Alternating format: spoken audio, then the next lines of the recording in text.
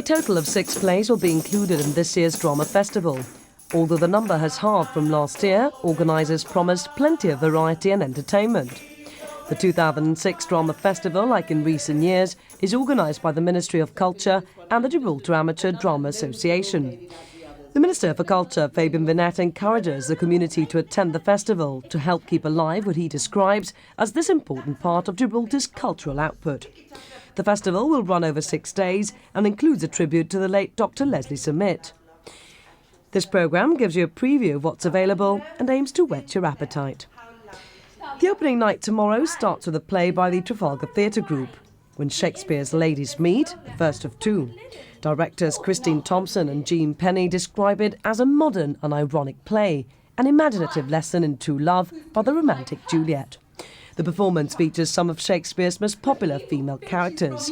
The plot revolves around Juliet, with the others offering their experiences and advice to the youngest of the cast. Thy young Romeo showeth the slightest signs of jealousy. Married him not. It's Shakespeare's ladies. The ladies are the heroines of Shakespearean plays, and they come together to give Juliet the lowdown about love and the pitfalls of love. It's actually quite entertaining. It's very light-hearted. It's in modern English with a little bit of Shakespeare thrown in. Enough of the popular speeches, a little bit of the popular speeches for people to say, I know that, or I've heard that, and to remind us that it's supposed to be about Shakespeare's ladies. But of course, they meet Juliet, and they're all going to tell her how she shouldn't get involved with Romeo and how she's got to think of the practicalities. And she just wipes the floor with them because she knows really what it's all about, which is really about being in love. Now, it's actually a practical choice for the Trafalgar Theatre Group because you normally have troubles in attracting male actors, so this time we played it safe and went for the all-female cast. Absolutely. In fact, the 2 plays that we're putting on are all females. Christine and I have been known, especially when we did Guys and Dolls, standing on the roadside saying, men wanted, and putting adverts in the paper. Yeah, we're unfortunate that we don't have a lot of men in our group, so yes, we have played it safe. And the characters themselves, many of Shakespeare's tragic females, so a good interaction between them? They're enjoying playing at Shakespeare and they're enjoying the teamwork. They get on very well together, which is helpful. But we've got 1 or 2 quite strong performers who are experienced. One who's sort of media experienced, a little bit, isn't she? And then the 3 that are inexperienced, but they're all beginning to pull together. The experienced ones are leading the others on and setting the pace, and we're finding it a really enjoyable experience from that point of view. Yes. You mentioned the language earlier even, and in fact adapting from the Old English to make it more accessible, so quite modern language and Americanisms as well. Yes. In fact, not really very appropriate, but we cannot change the play as it's written. There are 1 or 2 sort of greenbacks when you talk about Portia's boyfriends being after her money, which is not really the language you would expect from Shakespeare. But apart from that, we're having to use them, and it's working. Do you think it loses in its translation? It doesn't. I don't think it matters. We hear so much Americanisms on television. I think people can follow the script, and it doesn't matter because it's supposed to be a comedy, and therefore, if it doesn't quite gel with Shakespeare, what does it matter? And there's a little speech at the end which more or less says, make allowances for this. So all in all, you think a fun performance that will be enjoyed by many? I think so. And there's enough Shakespeare in it to have exciting language and a good learning curve for quite a few of the young people, because Shakespeare is certainly it's good to have that experience. I think if you use a little bit of Shakespearean language every now and again, you actually begin to understand and appreciate Shakespeare. It's the little tiny bits you think, I know that, and then you begin to see what surrounds it, and eventually I think it opens people up to Shakespeare. We used to do comedies with young people, the Michael Green comedies, which were all spoofs on Shakespeare, but it made the children appreciate Shakespeare, even though they were only spoofs. They suddenly began to understand a little bit more about what the plays were really about. I play Portia from The Merchant of Venice. She's on her way to deal with the Shylock issue, and she stops off in Juliet's garden to give her advice in the art of love.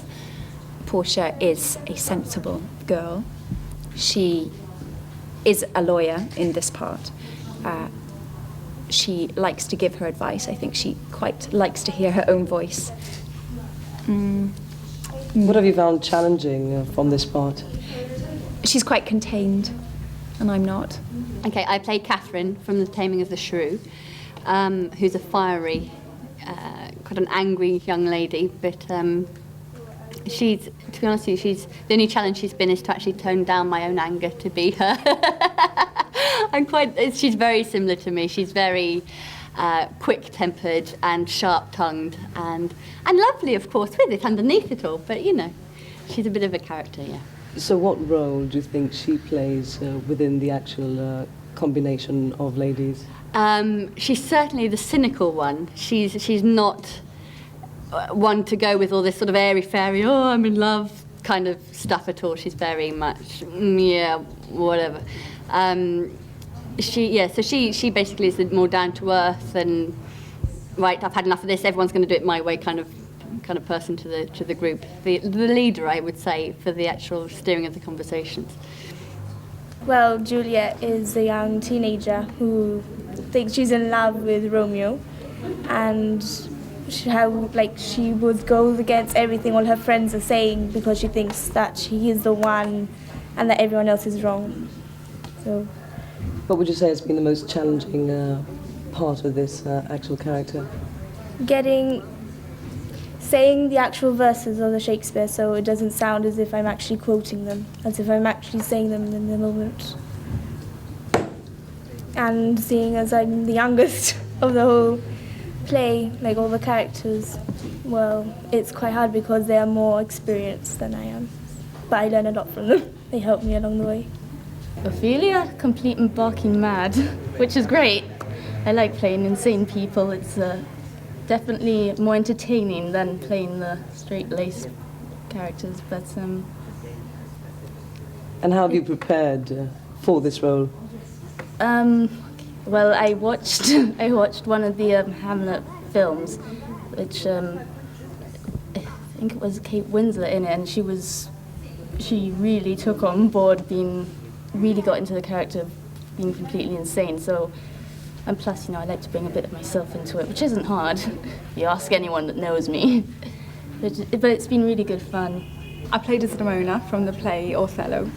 I quite enjoy playing her. She's very aristocratic in her ways, and she's quite stuck up, although very sort of noble and good at heart, really. What else can I say about her? She's quite tragic as well. So she comes and offers Juliet advice, and she's going to warn her about the pitfalls of love. What would you say your role is within the cast? My role within the cast, I just try and bring as much enthusiasm and motivation as I can. The second play in the programme is The Messiah's Denial by Westway Drama Group. The playwright Nick Frommings describes the play. It's about a young man who sets out to change the world and miraculously manages to accomplish his aim. But looking back, how does he feel about what he's achieved? And what was his unintended consequence? It's an emotional drama telling the story of a man at the heart of a revolution. Nick Frommings is no stranger to the Gibraltar stage, having appeared in the last few drama festivals. He describes this latest play as the final part of a trilogy. The two previous are Madman's Confession and from last year's festival, A Killer's Defence. He was in the UK when we prepared for the programme. Abject apologies, it's completely slipped my mind. Still, as long as you The last play on the first night is produced by Spotlight Drama Group, who are also staging 2 plays in total. Perfect Partners focuses on a dating agency run by husband and wife team Edwina and Jonathan Lovelock, who are about to get a divorce. When a prospective client turns out to be a journalist looking to write a blistering expose on the dating business, Edwina and Jonathan have a battle on their hands. The play is described as a satirical glimpse of the cynical yet romantic world of dating agencies, combined with a witty and touching personal drama. We hear from the director, Abigail Ryan-Wallace. It's a comedy. It's set in a dating agency, basically, that's going down the hill a bit. It's a couple who's running it. They're in the middle of a divorce, so it's not really a very good advert for the dating agency. And a journalist turns up, which kind of spoils their little facade. Interesting subject matter. Do you think it'll be popular with the audience? I think basically, especially nowadays, where so much is relied on agencies and personal ads and things like that, specifically now where career is always more important. And a subject matter, I suppose, that's easy to relate to as well. Yes, I suppose it is. Well, the play's set in a particular room. Do you think this actually adds to the environment itself? Definitely, I think especially it's because it's a run-down business. I think you can really see it reflected on the set and in the room itself, that it's rather shabby, and I think it lends to the atmosphere. Now, are you directing 2 plays for this year's festival? How difficult have you found this? My main problem, I think, has been trying to split up the rehearsals and make sure that we can make all the plays can make, all the cast members can make both plays. I suppose an added factor to consider as well, the fact that it's a festival, rehearsal time is more limited, so has this been a problem? It's been quite good this year. I think I've had quite a few rehearsal slots, considering I'm producing 2 plays, and it's been easy to do in that sense. But of course, cast members having different work shifts and things like that, it always leaves you a little bit tight at the end. The play sees the return of Marilyn Wallace to the stage after a 25-year absence. She's supported by both her daughters, one in a director's capacity and the other acting alongside her. 10 pin bowling, watching TV, occasional drink at the local. My character is Edwina Lovelock. She's in her early 50s. She runs a dating agency, a rather unsuccessful dating agency, and she's going through a very acrimonious divorce. She's money-grabbing, overbearing. She can be downright rude at times. But she does have a vulnerable side, and it comes through from time to time. Has it been a challenging role for you? It has. It has been, because she switches moods so quickly and so often. And, you just got to keep up with her, as it were. I play Jonathan Crummy, married to Edwina, who's the main character of the play. Together we own a dating business, although she runs the business and I run after other women and to the bar. So I'm really drunk most of the play. So has it been an easy character to portray? On occasions, yes, because every man drinks, or at least I get the drink, so it's quite easy. And I call myself quite witty, consider myself witty, and this character is sort of the same. Look at you. The second play by Spotlight Drama Group, Forward to the Right, is described as a moving play. Winner of the 1981 Best Original Play and Best Production Award of the Ontario One-Act Play Festival, it centres on a French female prisoner and her English guard and the relationship that develops between them. The prisoner is about to be tried for offences against England and is condemned to be burned at the stake. This one is set back in the 1500s. It's set in a French...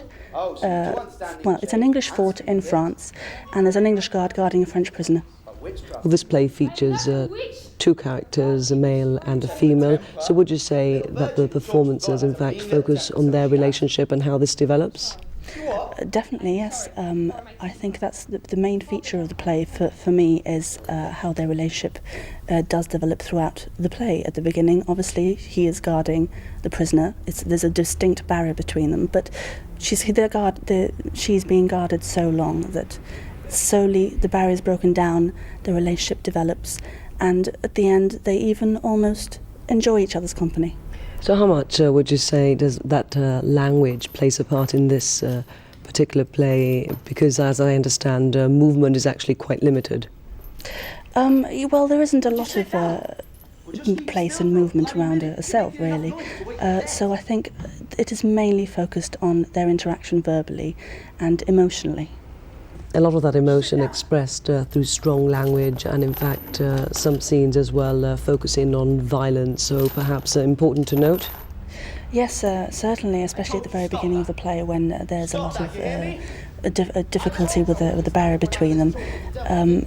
The language is obviously quite strong, and there is some instances of violence which may not be appropriate for younger children. So where would the appeal of this play, in your opinion, lie? I find it intriguing how the relationship actually develops and how it affects their lives ultimately at the very end, the twist at the end that does not pan out the way it's expected to. So how challenging has it been for the actors to portray these roles? I think it's been quite challenging. I mean, first of all, they're playing characters from back in the 1500s, 500 years ago, so you've got the whole issue of culture. Then, of course, you've got the language issue, because there is a French prisoner there, and you've got to deal with the whole accent. And then, of course, you know, the topic of the play, in a cell, not something you encounter every day, with the possibility of even being put to death. It is very challenging. Here it's actors Tristan Howes and Irina Wallace that bring these characters to life. Well, he's, he's a mean character. He's one of those men you just don't want to meet down a dark alley, I suppose. He's very dominating. So most of the time he's spent trying to throw around his ego, his man ego, you know, all about being a man. And I assume you're very unlike this character. Well, hopefully, yeah, I guess. No, yeah, I mean, I don't... Some people say I'm funny, so hopefully that's true. But no, I don't see myself as a mean, horrible person that beats up women. So. Has it been hard to portray a... Yeah, very hard. Complete character. I mean, I'm used to comedies, so this is a complete change for me. But no, just picture all the anger and just try and let that out. She's a young French girl who's just been thrown into a jail and has to contend with her English guards, who is not very nice to her to begin with. And she has to get to fight her way for him to understand her and for them to get on at the end of the day, try to get on with them. Some strong scenes that you're actually a part of. Has this been difficult? It's been very difficult. First, the French accent doesn't help, and then the very physical part with the shackles and the throwing about, and it's been very different, very different. Why did it have to go wrong? Nasty Things Murder is the second play produced by Trafalgar Theatre Group and is directed by Isabella Valenzuela. Although an experienced actress herself, performing in Shakespeare's Ladies, here she changes roles to debut as director, in a play in which three elderly ladies discover that life is more blood-curdling than fiction when their television set breaks down. Harder work than I anticipated. When you act, you are very absorbed in your role, your character, where you're going with it, your lines, obviously. And when you're director, you have to do that for as many people as you have cast. And then on top of that, you have to think of the costumes, the movement, the stage props, the lighting. The list is endless. And you're working with seasoned actresses too, so how are you finding your role difficult in this respect? A godsend and the opposite, all in one. They know what they should be doing, and so the direction on stage is much easier because they do a move, and then if it just looks wrong, then I can say, oh no, try it a different way, and then they just come up with an idea. But at the same time, they like to put their 2 pence in, so to speak, at which point I have to then become mediator and go, okay, ladies, very nicely, I'm the director. Shut up. Sorry, I probably can't say that on TV. Well, very much an up-tempo performance, but where do you think the appeal of this particular play actually lies? Well, I think it's the diversity of the characters. We have some very strong characters. There's a wonderful twist at the end. It's a whodunit. Everybody loves a whodunit. Yeah, I think that pretty much sums it up. And great actors, really. You talked about the characters and very much contrasting one from another. So I suppose this carrying the play very much along. I think so. I think everyone can identify with at least one person. They know someone like it. Their grannies like it. Their mum sounds like it. They think that they're like it. It's just, I think everyone sees something. It's a 30-minute play, so what would you say are the demanding aspects? Would it be perhaps the set or technically? I'm trying to keep the set very minimal. As it is a 30-minute play, it doesn't really justify a huge box set. For me personally, I like to keep things as simple and allow the characters to show through and for them to work on stage. Obviously, with the movement, you have to have certain seating and table arrangements. Yeah, I'm just trying to keep it simple. There will be a little aspect to give an idea of what the home is like. An added pressure, you think, the fact that you're producing this as part of a festival, so it limits rehearsal time? No, I think that because it's amateur, the commitments of other people limit rehearsal time. We do as much as we can in the time that we have. Everyone is very hard working in that time and very flexible when it comes to doing more rehearsing. So if you had to wrap it up, how would you sell it? Oh, it's a wonderful mystery. You won't guess who it is until the last moment. Wonderful performances by people that you don't often see because they're usually working so hard at the back. And very, very exciting. I love it. I play Mary, who is the newcomer to the old folks' home. She's supposedly very quiet, very gentle, and she spends a lot of time knitting, but she tells the story that gets all the other old dears interested. So you're the one that winds them up. Has it been fun playing that part? No. Yes, I suppose it has really, yes. Yeah. Well, I'm Louise, and I'm supposed to be a typical old lady, like we think old ladies are. Nervous, watching the telly all the time, just interested in the box. And interested in her health as well. So what part do you think she actually plays within the other four characters? What's her particular role? Well, I think she's the one that winds everybody up and makes everybody, a bit upset with her because she's likes to tell tales and goes about with stories and things like that. I'm Madge. I'm a mediator. I come between these two who keep having a go at one another. And I'm really very gentle and believe the best of everybody and fit in just quietly in my little chair playing my cards and trying to calm poor old Louise down by offering her my sleeping tablets so that she will calm down a little bit, yes. Yes, I think that Ethel is an intelligent woman, but a bit of a bully. And Louise, who's an hysterical old woman, is very easy to bully. But even life would be very boring in an old people's home without people like Louise. But Madge is the only person who can actually calm me down and keep the three of us from actually getting at one another's throats completely. But Mary is quite different from the three of us. We three are a team. She's someone else. The festival ends with the play Two Faces of Christmas by Group 2000. The performance, which includes a tribute to the late Dr. Leslie Summit, features song, poetry and recitals. The special programme was devised by director Cecil Gomez to enable as many as possible to participate. Oh, yeah. It's an invention. I think I should explain that all this has to do with the tragic death of Leslie Summit. And I thought that the best way out of the problem for all of us is to get us together very quickly. Now, you couldn't do that with a play, but if I invented something, then it was easier. So I got a lot of material for one particular book, and it was all going to be like a take on Christmas. But somewhere along the line I said, hold on, this is not right. So then I said, well, we'll have one side being what I call the funny, maybe getting a bit at Christmas, and then the other side, the cozy side of Christmas, the carols and the lovely poems and so on. And that's why eventually I called it the Two Faces of Christmas. So it's almost like between a recital and singing, and I think everybody's enjoying themselves very much. And not everything is carols. We have a couple of what I call modern songs and a couple of oldies, and you know that you're singing a couple of them anyway. And I think what the good thing about it is that it's brought the group together. And then towards the end of the play, we then do the tribute to Leslie in a very simple way, because he didn't like things over the top. And that's how it's come about. And providing a balance between the comical aspects of it and the more serious undertones.